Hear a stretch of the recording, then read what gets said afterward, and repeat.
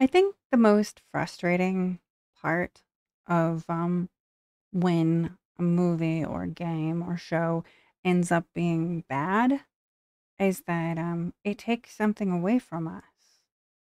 Time. Time is the most precious thing to people. It's something we're never gonna get back. I find, you know, the more time goes on, the more irritated I am if I do something that I don't feel was worth my time after the fact. Like, it's a luxury to be able to waste a couple of hours on something. And I find myself really frustrated whenever I feel like what I've invested my time into was a waste of time. Like, um, that's one of the reasons that, not a lot of people eat McDonald's because they like it, right? It's fine. People eat McDonald's because they know what they're gonna get, right?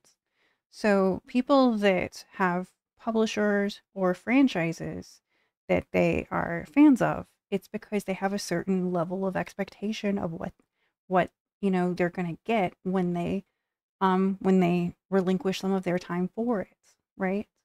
So, with the Lord of the Rings franchise, you expect a certain level of quality, um, a certain moral guideline, a simplicity, but like a refined simplicity where it's a very simple story told in a very compelling way, right? Like, Lord of the Rings is it's a couple of guys going on a camping trip to get rid of one of their inheritance, right? That could be like a bro comedy, right?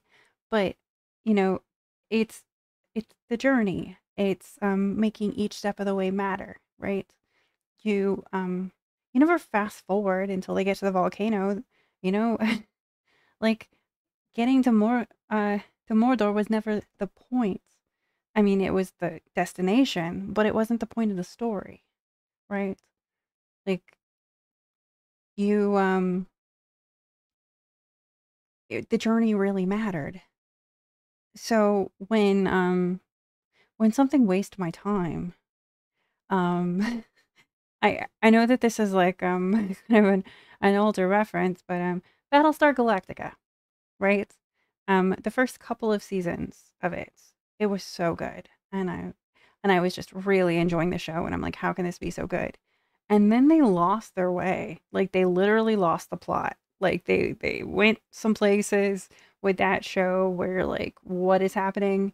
Like is this even the same show anymore? And then, they kind of tried to like get it back towards the end.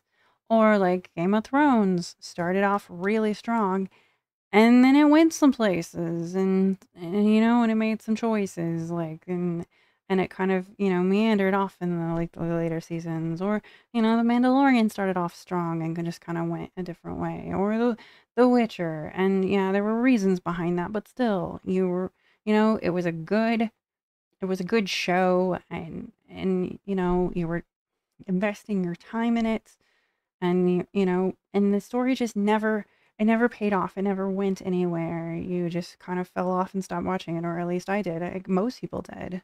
Like 70% I think of the audience didn't finish season 1 of Rings of Power. I don't know why they bother making a season 2. Um like it it's baffling to me that like I don't know, these huge productions with these huge budgets, right? Are trying to make these safe, likable, these safe, like tested stories, and yet, um, who are they for, right? Who's enjoying it? Like, why, why overcomplicate something that didn't need to be overcomplicated? Like, you know, um, a while back, like a popular genre of shows was like westerns, right? Cowboys. So you've just got, you've got some pretty narrow parameters about what the stories could even be about. But, people knew what they were getting. And they were watching a Western. They're going to get some shootouts. They're going to get some territorial like conflicts. They might get like a heist or two.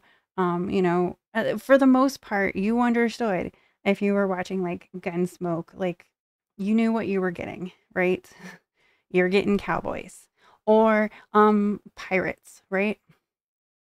If you are going to watch a pirate movie, you have a pretty good idea what a pirate is, and you have like a certain level of expectations of what a pirate movie is going to be, right? And then there was like the Michael Bay show. What was it called? Black Sails, I think. Black Flag. I don't even remember what it was called now. I made it a couple of episodes in and then I was out. Like, um, I just it was frustrating because I like pirate stories, but I didn't like that one. And I'm not I'm not difficult to please as an audience member, like as a game player. Like if something's entertaining, I'll see it through, right? If nothing is so jarring that it pulls me out of it and I can't enjoy it anymore, then I'll see it through. But I find myself being let down more and more. And I did wonder, like, is it just me? Have my expectations gone too high? But again, I can go back and watch older stuff and not have the same feeling. Even stuff that I never watched at the time. Like I there was a while where I was doing a list of classic action movies that I really liked, and there were some that I missed, right? Now, some of the ones like I really enjoy, like top of the list is The Fifth Element, right? Bruce Willis and Mila Jovovich. It's just it's a great movie. There's some, it's kind of like Princess Bride, where, there's a pretty good movie, and then for some reason Fred Savage is in it. No offense to him, but like, the whole the grandfather reading the kid the story, like, I don't know why they did that. It kind of, really messes with the pacing or whatever, but I don't know. It was a choice. Um, the Fifth Element was similar for no reason. Like there's just uh what was his name? No, Luke Perry, Jason Priestley. I don't know. He was one of the little 90210 dudes. I think Luke Perry. Yeah, he just shows up for no reason. He's just looking in a temple or something, and it's like, what does this have to do with anything? I don't know. That part was kind of weird. Or like Breakfast at Tiffany's. There's like the part where like Mickey Rooney is just being like the neighbor, and it's like, whoa, why is any of this in the movie? That's kind of weird, right? Uh, that was kind of an aside, but I'm saying the Fifth Element is up there with like just a really great movie. Like right behind it, to me, is oh my gosh, I blinked. I'm sorry. Um, Demolition Man. I really, really enjoyed Demolition Man. Um I there was some of like the future speculation in it, like where everybody's like singing like fast food jingles. I thought that was a great. Sandra Bullock is charming in it. And it's just a really good action movie. I really liked the adaptations that were based on like Philip K. Dick novels. Like the ones with like Arnold Schwarzenegger in them were like really good. Like Total Recall was great. Um, you know, but anyway, like I'm sorry, I'm getting like really off track from where I was originally thinking. Um, so in the course of making like the list of like the action movies, like I really enjoyed, um, I like was like kind of talking with people about them, and some that I had totally missed were suggested to me, and I've like sat and watched them for the first time now, and they're still really enjoyable, right? So it can't just be me, right? It just feels like there's something different. And and I understand that everybody wants to like point the finger at like politics, right? Saying that, there's a lot of people that are injecting their politics into fiction, and that's the problem. And yes, I agree that's a problem. It absolutely is because uh, if if somebody feels like their personal story or their personal feelings or their personal messaging is more important than telling a good story, then they're in the wrong. You can absolutely tell any story you want. You can give your political views if if you feel like that's what you need to do. And if that doesn't come before telling the story. But but yeah, I mean that's one of the reasons it's a problem. But I can't believe it's the only problem. Um I feel like I don't know. The idea of subverting expectations. I think that that was misguided, right? Because you can tell a very simple story. Like there's English classes and film classes that are taught. Here's the elements to a story, and there's a reason that that's taught in schools, because because the formula works, and if you look at things that are successful, they can be very formulaic, and that doesn't necessarily have to be a bad thing, right? And you know, um, the same way that you can deviate from the formula and still be successful, right?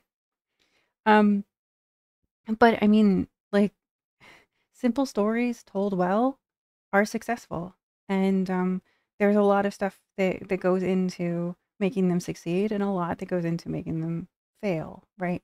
Um, I and I'm trying to figure out like what else there is to it because it's you know it's easy to get mad and point fingers and say no, it's this particular thing, but I I I can't believe that's all there is to it. Like I don't know if it's that it's harder to get people's attention, so movies are flashier and sometimes like a bunch of noise can kind of detract from like any sort of story, right? Like there's a I'm trying to think of like I don't know. There was the car movies, right? There was Triple X and like Fast and the Furious, and then there started being like the Fast and the Furious like franchises or whatever. But like at the time, there was like Triple X, Fast and the Furious, and Gone in 60 Seconds. There was like a bunch of different car movies, and there was like you know racing car movies building up to that. There was like a kind of a bigger car culture, right? And like the late 90s, early 2000s, and that's kind of faded back into being more niche now. Like it's not as like mainstream of a thing. Um, but what made one car movie stand out and stand the test of time versus all the others that were being made? Like, I mentioned Casablanca earlier, right? Even when they were filming it, they were like, it was one of like 100 like it that was made at the time. But for some reason, people can go back and watch that one and say, no, this is a classic. Like the people working on it weren't like, we're making a classic. They were like, let's get this done, right? I mean, even Humphrey Bogart, very talented actor. Um, he he was in a bunch of forgettable movies, but but less so than other actors like similar to him at the time. And it's like, well, what was special about him? Like, you know, and I've just kind of been stewing on that. Like, I feel like,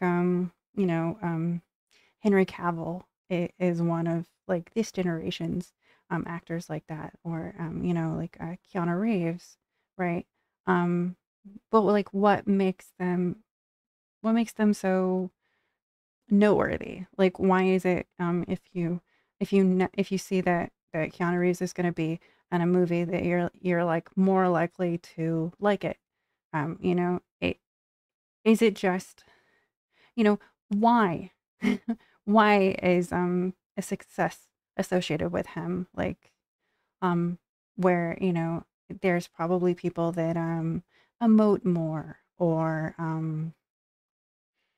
I don't know, are better in some capacity than others, that are going to be like completely forgotten in 10 years. Like, what is it that makes people, you know, really like resonate? Like, what makes, you know, um what made Marlon Brando stick out as an actor? Like, I think the amount of passion that he put into his performances, right? Like, you know, when he's like screaming in A Streetcar Named Desire, he's just like completely um you know, his like he is in the moment.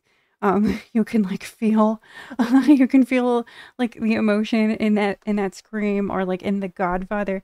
Like, it's so ridiculous. From what I understand, he rolled up paper towels in his mouth to be able to like talk like he was. That could have been stupid, but it worked. He was intimidating. You listened when he spoke. There was like something, um, there was something about him, right? That you're like, you know, just he just commanded your attention. You weren't thinking about anything but just watching the movie. Or oh, I'm trying to think, and like some others where like, you know, it's gonna be good if they're in it. Like, what are some of your favorites? Like, I'm really trying to think. Natalie Portman, right? Like, I think I've liked most movies she's ever been in, because she really puts like care into her roles, and you know, she doesn't always play the same character. So it's not just like, oh, here's her in a movie being her, you know? She really kind of fades into the role, and she's just like a really good actress. Whereas, you know, there's some people where you're like, oh, there they are, you know. Um ah, I don't know. There was a lot of movies with like Jean-Claude Van Damme, right? And he looked like an action hero, right? He really had the like, yeah, you know, he was like really buff, and he had like the emoting kind of down. But you know, I can't for the life of me think of many lines he ever said, which is fine, you know, for the kind of movie it was. But like, um but like Bruce Willis, I can remember like his delivery of like most lines, right?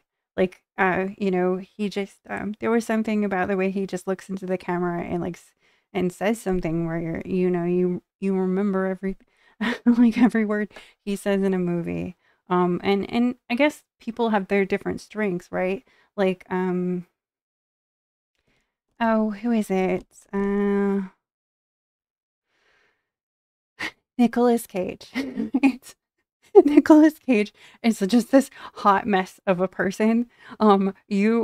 You understand that you're in for a lot when he's in a movie, right? Like in Raising Arizona, he's just like completely crazy. There's this movie where he thinks he's a vampire, and there's a moment that can only be described as a Nicolas Cage moment. Several actually in that.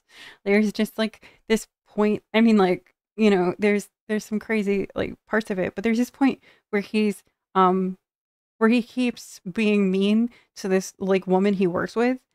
And there's a point where he's like complaining at her, and then he just hops completely standing up onto the desk to say the line, and then just being mean to her, and then hops off as if that didn't just happen, right? And that had nothing to do with him being a vampire or thinking he was a vampire. That was just like a moment that he put into the movie, and it's just like, wow, like that's amazing, you know? Or like just him chewing the scenery and like Con Air, or like some oh my god, when they remade The Wicker Man, he was just so ridiculously extra in that movie. You know, not the bees, right? Like what, you know, he was like just shouting and getting frustrated. And I mean, I saw the original like British version of The Wicker Man like long before that.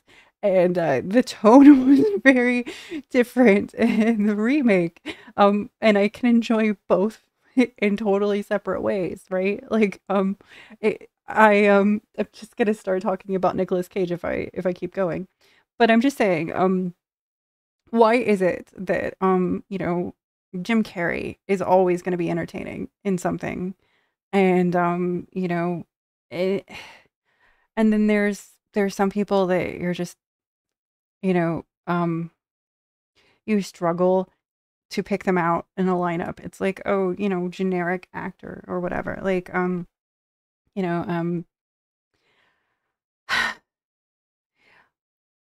I don't know, I don't know what we're missing, right? I don't know if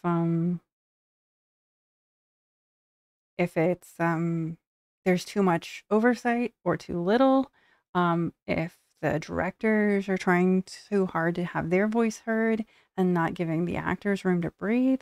I don't know if I'm just if I've just like disengaged from it to the point that I don't know of any actors work anymore. So like I'm just surprised whenever there's somebody like kind of good at it. Like you know, are like movies and TV done more by committee now, and there's less of a chance to take risk and have these moments that end up being like, you know, iconic later, even get into the movies to or shows to begin with. Like I just I wonder, like, and I keep thinking about like Dungeons and Dragons Honor Amongst Thieves, right?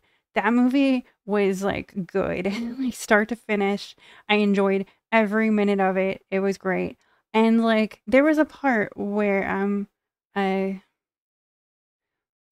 oh, oh what's his name? Jean,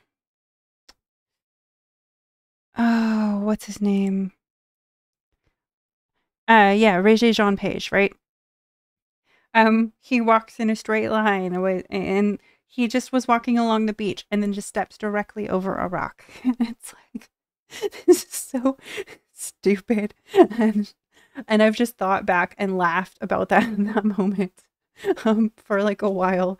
Like it was just great. And it didn't need to be in there, but it was in there, and it was just a good fun moment. They got to be in a movie, and I just I don't know. I get really frustrated when I know that there's stuff out there like that, and then I waste my time on something that's just sort of it's just sort of bad. I don't know. It had me kind of like I find myself like, you know, I mean I've got, you know, I've got Netflix, I've got Disney Plus or whatever, and I sit down and I'm like, well, I'd like to watch a movie tonight. I'd like to watch a show, and then I just don't feel like it a lot. And it's a shame because I used to really enjoy movies, and I don't know. I didn't really have a point with this one. It's just kind of what I've been thinking about today. All right, take care.